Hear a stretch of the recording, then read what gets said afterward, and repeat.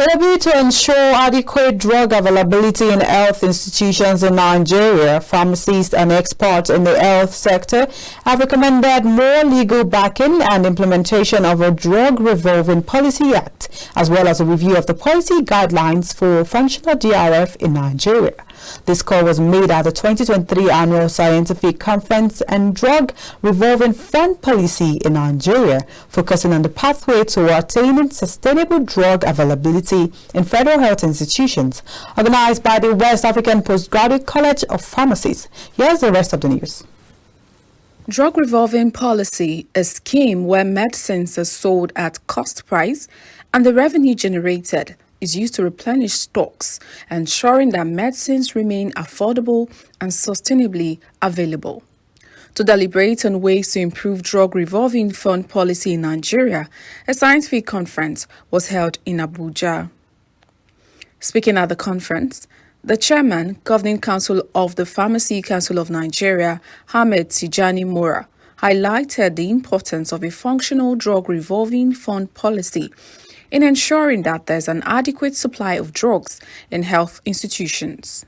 So if somebody says that the DRF lacks legal framework, I really think is being economic with the truth, because it's in every document that you know of, during the National Council of Health, in the state ministries, in the federal ministries, and so on.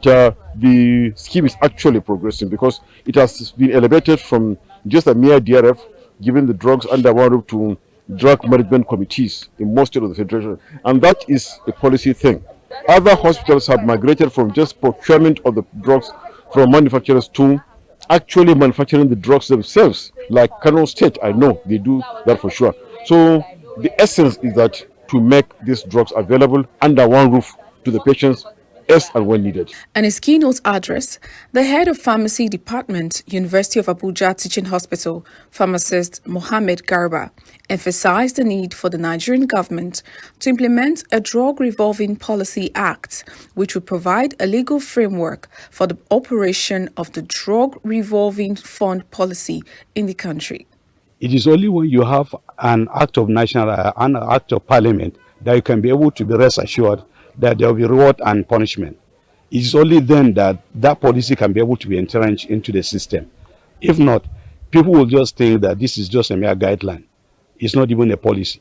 For it to be effective, honestly, there's need for members of the National Assembly to come up with an act of parliament that will be able to guide all our health institutions, so that Nigerians will be able to now benefit.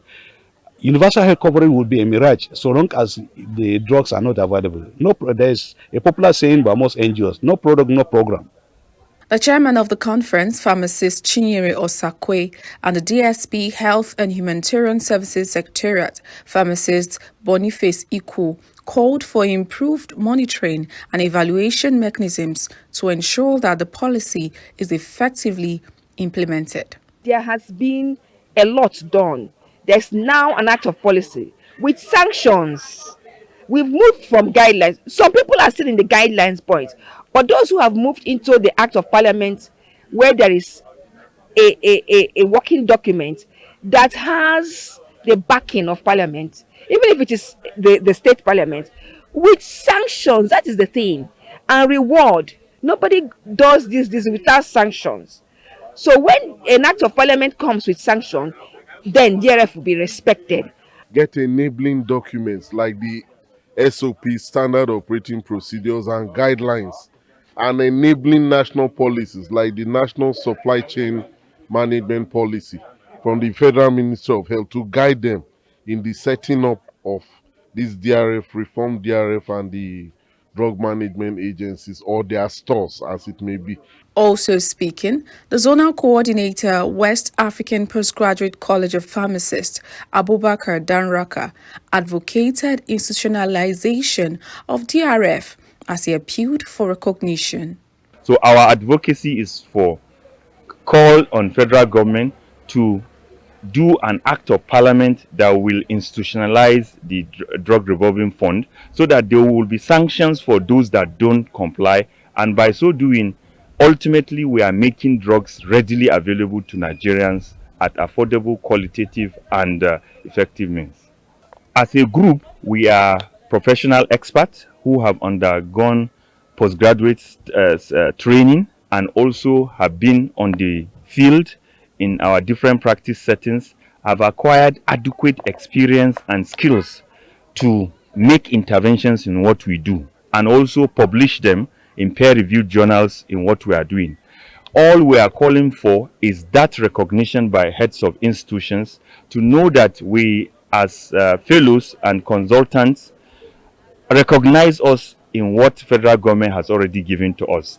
The major highlight of the conference was a call to action for all stakeholders in the health sector to work together to ensure that the drug revolving fund policy in Nigeria is improved and sustained.